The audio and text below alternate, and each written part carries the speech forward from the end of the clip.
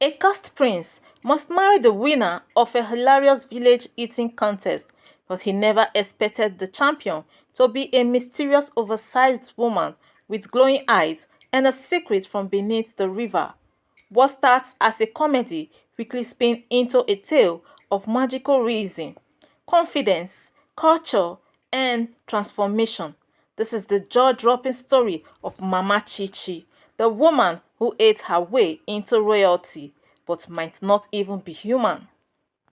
In the heart of Umuahia village, everyone knew that Prince Ebube was the most handsome bachelor around.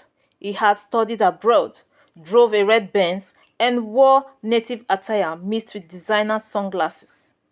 But despite all his fine boy charm, he was still unmarried at 32. His mother, Queen Ugo, was already using prayer oil like body spray, hoping one girl would finally capture his heart.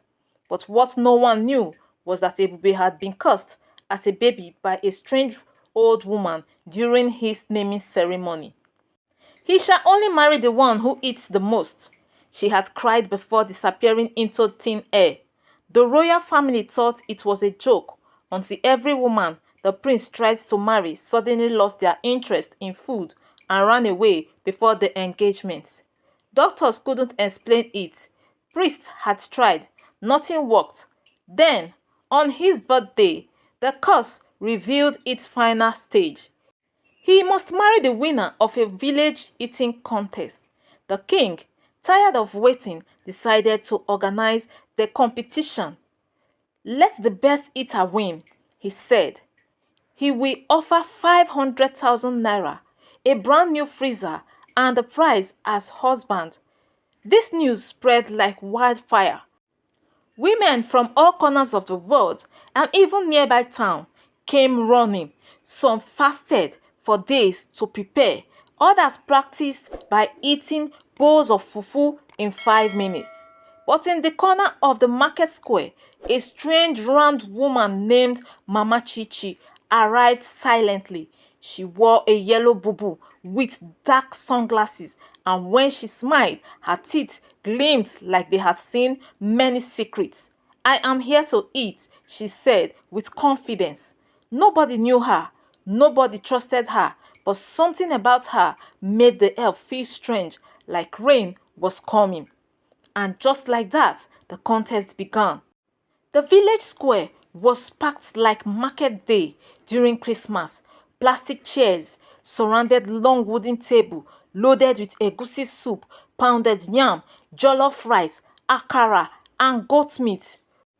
Women tied their wrappers tighter, rolled up their sleeves, and eyed their competitors like hungry lions. Mama Chichi sat quietly at the corner of the table. Her calmness irritated the others. One contestant named Amaka whispered, "Who is this overfed auntie, thinking she can eat more than me?" Another laughed and added, "She looks like she already ate the palace." A whistle blew. The contest began. Spoons flew. Fufu vanished. One by one, women started dropping out. Amaka threw up after 3 bowls of okra soup. Ngozi fainted during the second plate of yam porridge, but Mama Chichi, she didn't rush. She chewed slowly, smiling after every swallow like she was eating puff-puff at a wedding. Gasps filled the air as she cleaned her fifth plate and rushed for more. Even the village announcer startled. "Madam, are you still hungry?" She smiled again and replied, "I have not even started." Prince Ebube watched from the royal seat, shocked. There was something odd about Mama Chichi. Her belly didn't seem to grow. Her skin shimmered when the sun hit it, and twice he could swear her eyes changed colors from brown to deep sea green. He leaned toward the chief priest. "Who is she?" The priest only rubbed his beard. "I don't know, my prince, but she smells like river water." Ebube felt a chill. Something strange was happening. But before he could speak, the final whistle blew. Mama Chichi had eaten more than anyone in the history of the village. The crowd erupted. The announcer screamed, "We have a winner!" The prince's jaw dropped. The fat woman he barely noticed was now his bride. The news spread like palm oil on white cloth. The fat stranger had won the prince. Some villagers rejoiced, clapping and laughing at the prince's misfortune. A whole prince marrying Big Mama. One boy mocked, "Maybe she will roll him like akara inside bed." Others cried, saying it was a disgrace to the royal family. How can our fine, slim, foreign, educated prince marry someone who looks like she swallowed 3 drums of garri? A woman shouted near the well. Prince Ebube was silent. That night, he sat alone in the palace garden, wondering if this was truly his destiny. He didn't dislike Mama Chichi, but marrying her, a total stranger with mysterious eyes and an unstoppable appetite? Still, a curse was a curse. If he refused, the family would suffer untold misfortune. His father already had stomach pains. The palace dog was barking backward, so he agreed to meet her privately. She came in that evening wearing a simple gown with yellow flowers. Her steps were slow, her laughter deep, but her eyes, those strange greenish eyes, held wisdom, power, and something else. "Mischief. I know you don't want me," she said, sitting on his velvet couch without being invited. "But don't worry, I didn't come for your love." "Then why?" the prince asked. She smiled, sharp and calm. "You will find out soon." Before he could speak again, she reached into her bag and brought out a snail, not a cooked one, a live one, glowing faintly. "Eat this," she said. The prince stepped back. "What? Why?" "To see the truth," she replied. He refused. She laughed again and walked out, leaving only the snail and the scent of river mud behind.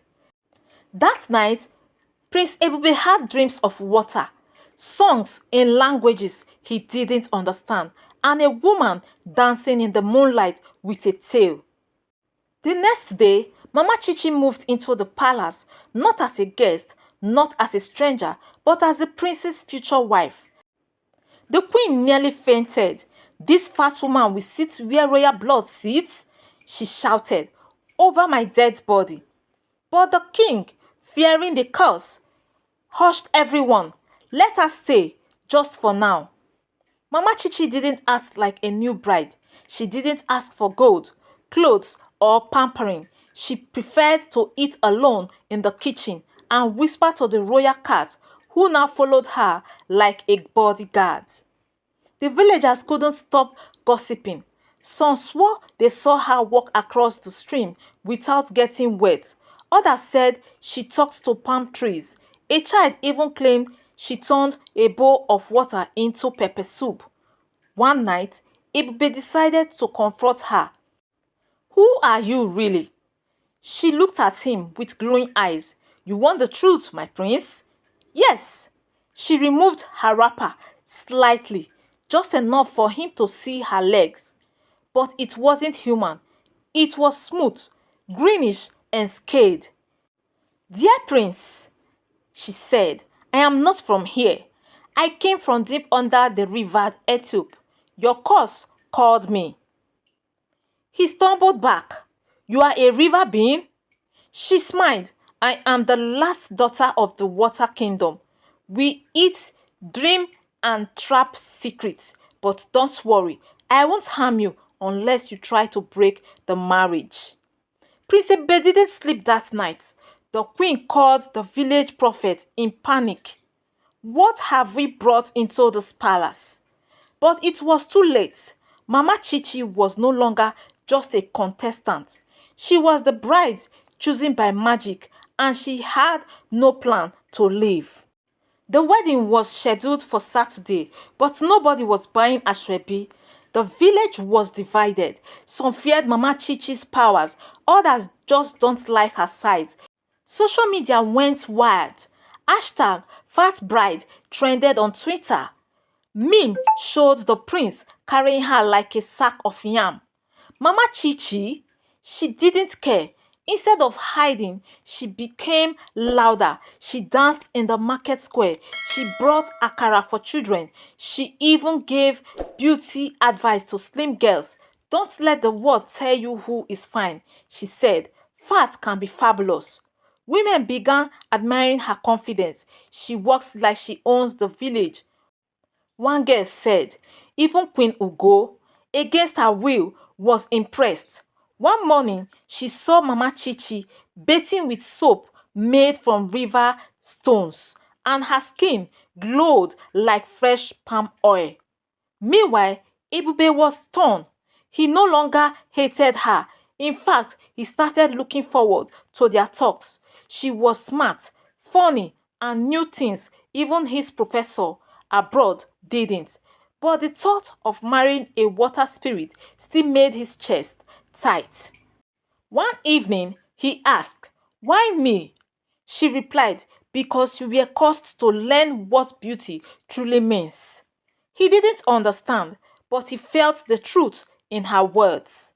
That night, the palace dog barked 3 times and stopped forever. The wedding day was coming, and nothing would ever be the same again. Saturday came like thunder. The sky was bright, the village loud, but instead of the usual royal wedding crowd, only a few guests showed up. Mostly curious ones who wanted to see if Mama Chichi would turn into a fish at the altar. The royal band played softly as Mama Chichi walked into the palace courtyard, wearing a white gown that shimmered like river lights.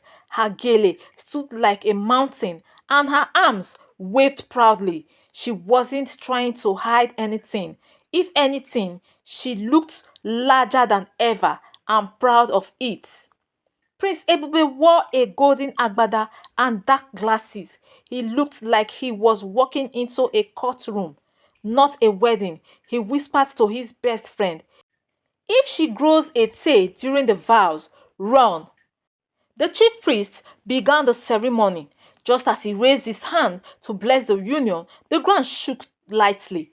Everyone gasped, then nothing. Mama Chichi stepped forward and said her vows boldly. "I, the eater of words, daughter of water, promise to love and confuse you forever." The crowd laughed nervously. Ebube stared at her.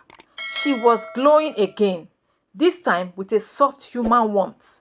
When it was his turn, he said, I, I don't understand this marriage, but I will follow it." The priest nodded. "Then it is done." As they kissed, birds flew overhead. The palace dog barked once and fainted. The palace was never the same. Mama Chichi didn't act like a normal queen. She cooked her own food, talked to trees in the backyard, and once turned a leaking pipe into a flowing spring. Some servants whispered she was a goddess. Others said she was just mad. But Prince Ebube was changing too. He started eating more without shame. He began sitting with market women, asking for food tips. He even defended his wife when someone called her Hippo Queen on Instagram Live. One night, he asked her again, "Are you truly a water spirit?" She laughed and replied, "Do I look like a fish?" "Yes," he said, "a beautiful one."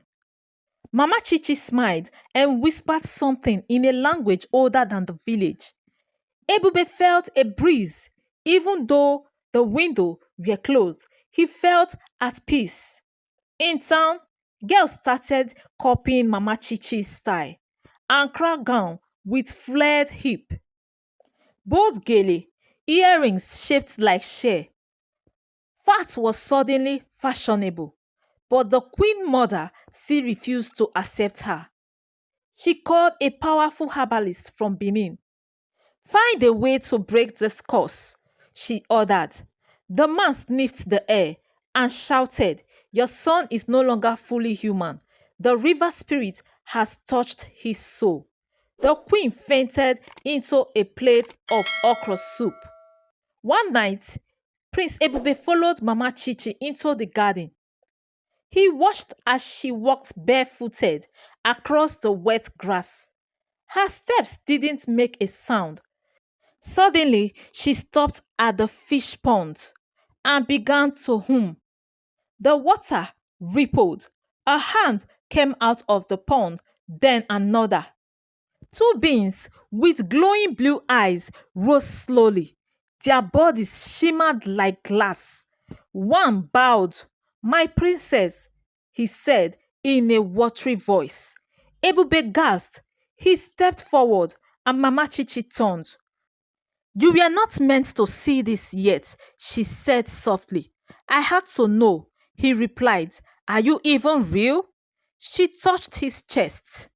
"I am real enough to love you." The spirit bowed again and disappeared. Mama Chichi explained everything. She had once been a human girl who drowned in the river Ethiopia during a storm.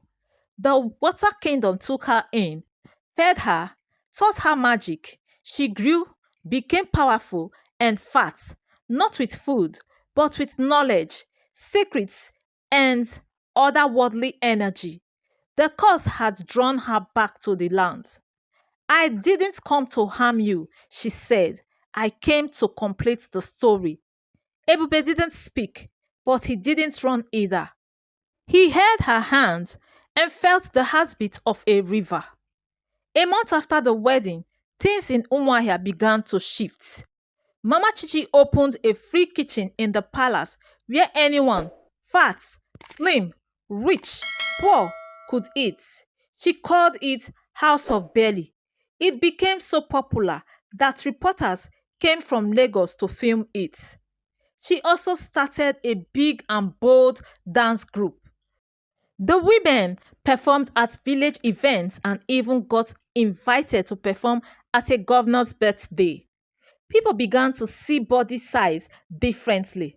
The queen mother tried one last time to embrace her by inviting Mama Chichi to a royal fashion show with model flown in from abroad. But Mama Chichi walked the runway herself, barely jingling, smiling wide, and stole the show. Prince Ebube watched with pride. He had fallen for her, not because of magic, but because she was unapologetically herself. Then one day, she came to him with news. "The river has called me back," she said. "What? You are leaving? Only for one night. I must return everything." Ebube agreed. That night, she vanished. Morning came. Mama Chichi had not returned. The palace searched the whole village. The river was quiet. The garden was silent. The servants wept. The queen mother actually prayed for her return. Then, just before sunset, a new tree grew in the garden, tall, green, and shaped like a woman. At its base sat Mama Chichi, dry and smiling, her skin glowing like always. "I am back," she said, "and I brought peace with me." From that day, the curse was broken.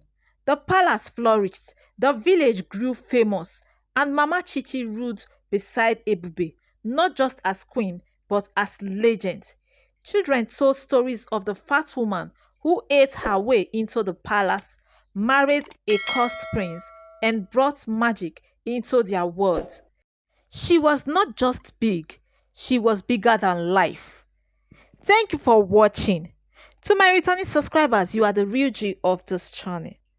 Tell me what you think in the comment section. And to you coming across this channel for the very first time, hi guys, welcome. If you do enjoy watching this video, don't forget to like and share this video. Subscribe, put on bell notification so you always get notified anytime I post an interesting folktales like this. Thank you for watching Folktale by Chinelo.